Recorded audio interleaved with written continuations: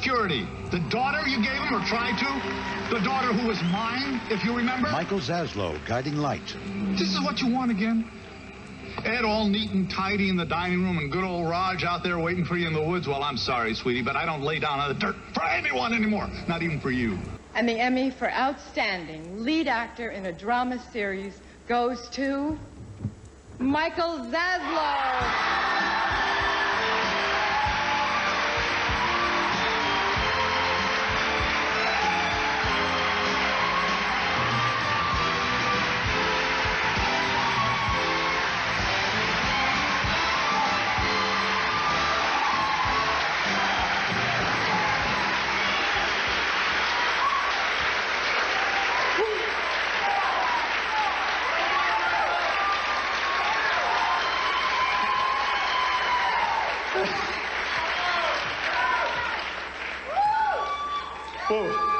I'm so relieved.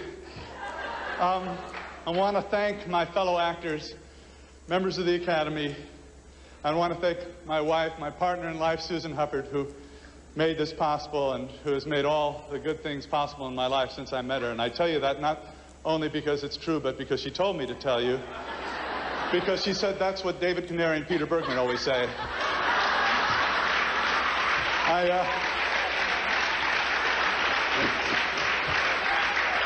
I want to thank you for sparing my lovely daughters, Marika and Helena, the task of once again having to write me a consolation note for me to post on my dressing room wall. Listen, I just have a few people that I must thank. I mean, it's such a wonderful collaborative effort, and it's such a terrific place to go to work. That is the Guiding Light. And you need every bit of collaborative effort you know in the business of making an hour movie a day, 52 weeks a year. But I do want to say that there are a few fellow workers I want to mention. And among them are three people with whom I've shared just a wonderful bunch of memories over a long time, years. There's Peter Simon and Maureen Garrett and Jerry Verdorn, who share with a remarkable cast and availability in their work that just under the guidance of a terrific bunch of directors makes taping a show as safe as Uta Hagen's scene study class, you know. I want to thank our great writing team, who this last year was led by Nancy Curley and Stephen Demarest and Patrick Mulcahy and Nancy Williams-Watt, and two wonderful old friends who are scriptwriters, Roger Newman and Courtney Simon, among them, who comprise this year's lucky reel, and finally Jill Farron Phelps, whose combination of heart and talent, intelligence, wit is just peerless. And I lied. Finally, I want to thank my parents, Milton and Edith Zaslow, who instilled in me a love of justice, a passion, a trust, and a belief in my dreams, and the ability to love. Thank you all very much.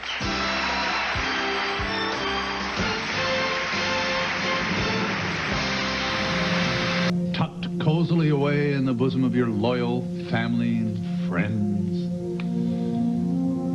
and in the bosom of my once loyal family as well. I think maybe you've had a little too much to drink, Roger. What do you say? How quick we are to begrudge others those pleasures we ourselves are denied. You know, I understand that, because I'm very much the same way. And so it is that I am here with my own special little hero's welcome surprise for you. But, Roger, why don't you take this outside? Because, believe me, nobody wants to hear it from here.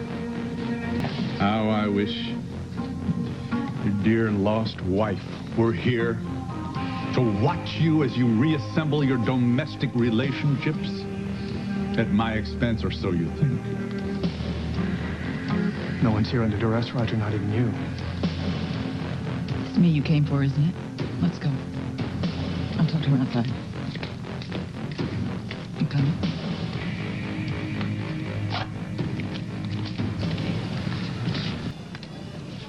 Thank you.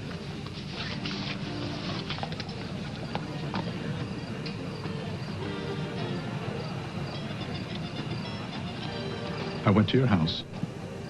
I waited for you on your porch. I'm sorry, I didn't know. You're not sorry. I waited for hours. I think it was hours. Were you with him, Ed? Roger, you are so mistaken about that. Ed doesn't even think of me that way. Oh, well. You'll fix that, won't you? I planned a party for him, that's all. I left a message for you. I left messages for you, actually, at your house. I even called the Journal where they treated me like primordial ooze. Why didn't you call me back? I didn't know what I was going to say. To what? I could have been bleeding to death. I could have been captured by terrorists. Look, you can make love to me. But, I mean, the effort of returning a phone call is somehow beyond you. I didn't think it would be kind to keep repeating again and again what I have already told you. I can't give you what you want. I can't be with you. Well, see, I won't accept that. Have we tried and failed? If it was going to work between us, it would have. Oh, how fatalistic. What is this? You're saying that it's all in the hands of the gods? You know, this is very weird because you are not passive in any other single area of your life. In fact, the only thing you can't control is the one thing you are trying so desperately to control, and that is the fact that you love me. No, yes, Roger, I yes, don't. I won't. Yes, I know what I know. When you were with me that night, it was there, and you know it too. What is wrong with you? Our marriage was vicious and brief. Our divorce is a smashing success by comparison. And why? Because we managed to stay out of each other's way. Roger, you have made so much more of yourself alone than you ever would have with me. And now suddenly your future depends on having me back? You let me taste it again, Holly. You showed me that you wanted to. Yes, no. Yes! Holly, it's not me that you can't live with. You know what it is? It is the shame that crept in after we made love. That's what it is. After you reverted back to what you like to think of as Holly, Norris, Bauer, Thorpe, Lindsay again. The shame of loving someone that you're supposed to find despicable. And that's why you run to Ed. I run away from you. I don't run to Ed. My life and his are so separate now. There's nothing. You're lying! But it doesn't matter. You think he's going to want you once he learns that you slept with me? Roger? Hey, if I can't have you, he sure as hell isn't going to. Just bring the bottle and leave it. We're having a celebration here. Of course, sir. Cheers. You've had way too much to drink. You wish. Come on, I'll take you home. You're in no shape to drive.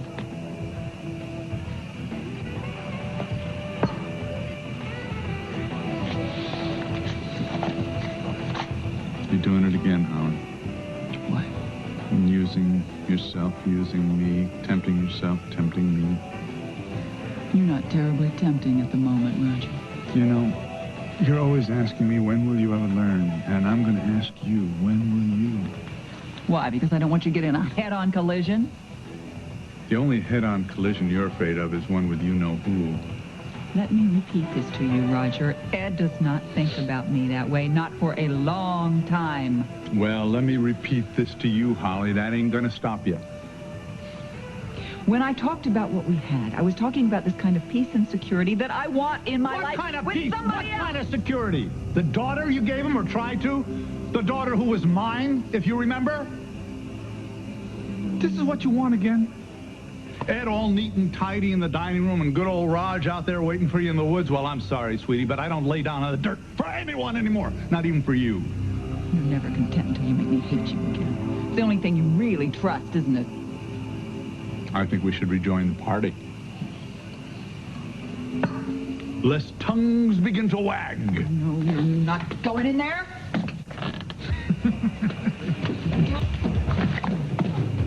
What's wrong with you? Why can't you be the same man 2 weeks in a row? There's just no reaching you. There is no reasoning with you. Now listen. Jenny! change, do they, Roger? Why don't you just leave? Tell you what, why don't you just toss me out? Because I gave up drunken brawls a long time ago. I know just the thing to get you started again. Did somebody just get him out of here? All right, Ed, you take one arm. Whoa, Take the you're other. calling out the big guns here. Okay, I'll leave quietly. I don't know why. I'm a dues-paying member. I have a room upstairs. But if I don't, I guess you'll all keep picking at me until you're bloody. So, Ed, you'll always be my hero. Holly, it was, as always, a genuine pleasure. Daddy, What do you want? I want to help. Help whom? To do what? You. If you need it. What I need with your help? You got Ross here. He needs all the help and attention you can give him. You know, sweetie, your little life can't encompass two men old enough to be your father. Oh, leave her alone. What do you want her to do, Roger? Take sacred vows and swear her service forever to you? You know, you just want too much. You always have. And you try to fill your life with women and cars and money and children, but it doesn't fill it, and it never will. And then you blame us for not being enough, but you're the one who's lacking. I can't stand this! Listen, it doesn't matter. He's leaving. But look at that. Some things never change. She'll always come to you for comfort, Ed, but she'll always come to me for sex.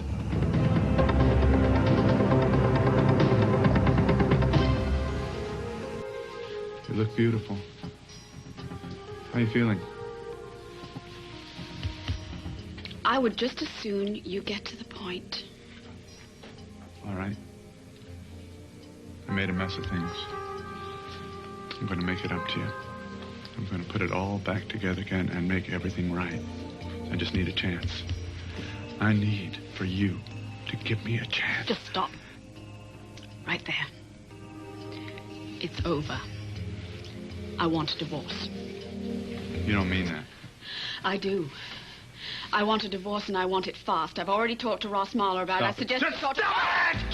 Sorry. I'm sorry. I'm sorry. Please. Look, just hear me out, okay? I know that you are upset. I don't blame you for being angry, but please, you owe me this much, okay? Look, I know I did a terrible thing rewriting your history.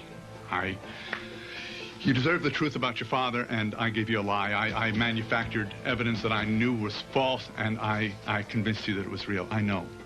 But look, I didn't do this to hurt you, honey. I did this because I loved you and because I wanted so much to make you happy. I invented a father for you, okay? To take the place of the one you never had in your life. See, we're soulmates. We are both crippled by fathers that were never around and never gave a damn about us. Look, I'm not going to stand here and pretend to you that the money and the power and Spalding, all this stuff didn't mean anything to me. Of course it did. It still does. I think it means something to you. And you know what I think? I don't think we have to lose any of it. See, all we have to do is hold fast together. And we're going to see this thing through like a family. See, I've never been much of a family man. I mean, it just never worked out for me, you know, but I figure I can really make a go of it now. I mean, we got a kid coming. We got a child coming, honey. We can just wipe this slate clean. I mean, we are going to start from scratch. No, come on. Look, please. Now, listen to me. Come on. Look, I wish to God this had never happened. But you know what? What I got to make you understand is this. I did something wrong, really wrong, but I did it for the right reason. I did it because I love you. I love you. Honey.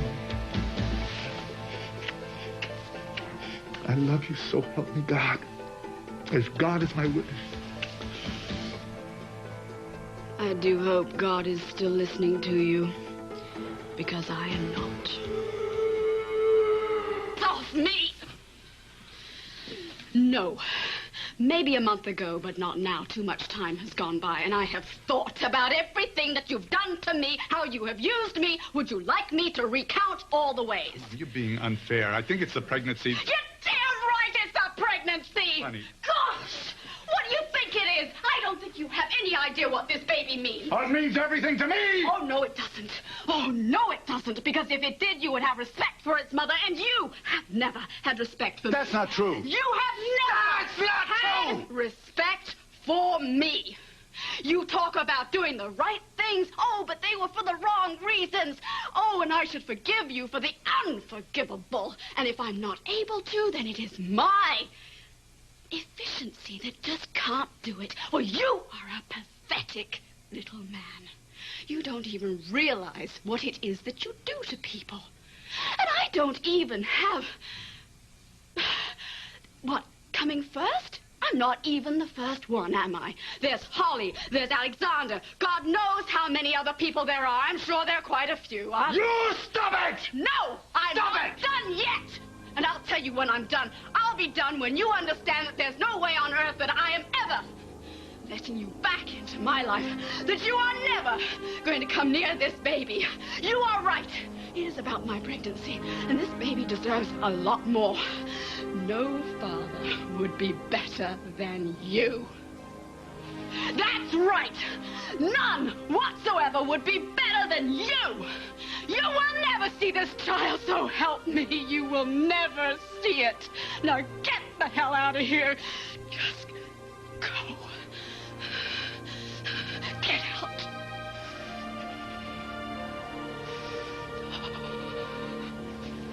Don't come back.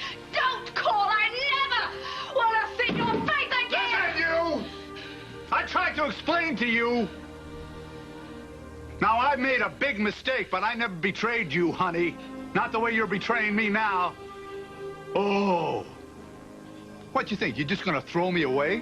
What am I, a piece of garbage? I'm just gonna be sucked into some black hole and disappear? Is that what you think? Don't give a damn what you do.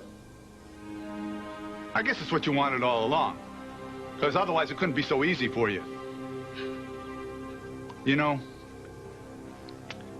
under other circumstances, you would be right. You would have the right to leave me.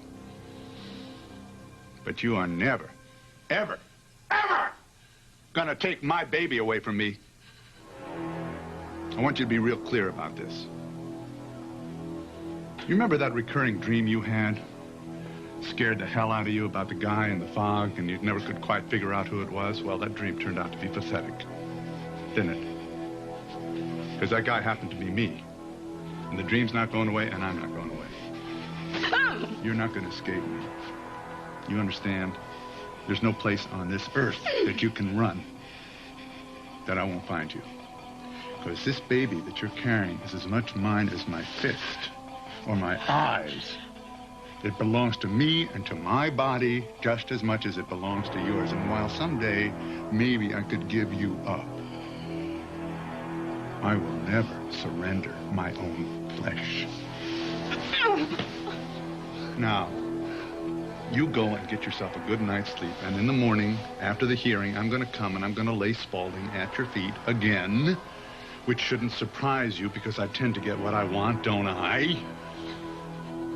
Bess is going to help me. She's going to let me buy her off.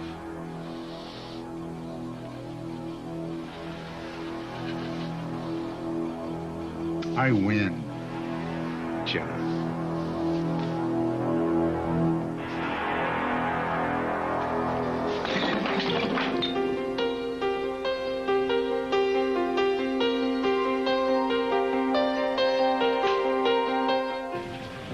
There was a private party going on. I'm looking for one of the guests.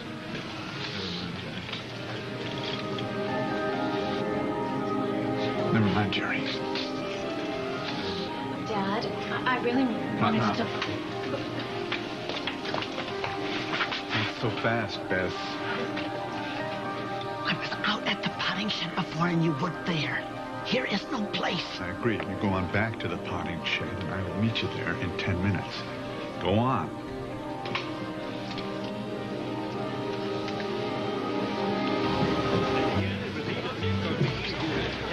I'm sorry.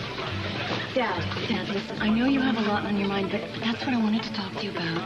I've been thinking about you a lot lately. I hate those articles in the journal. Thank you, honey. That means a lot to me.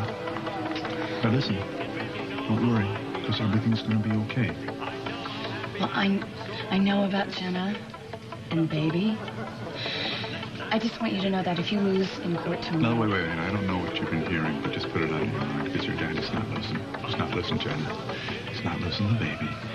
He's not losing Spaulding. He's not losing nothing. Okay? Now, you save your sympathy for Ross. He's the one who's going to need it. Again. Got a big day tomorrow, so I'm going to call it tonight. Okay? Roger Thorpe? Yeah? What did he give you? A subpoena.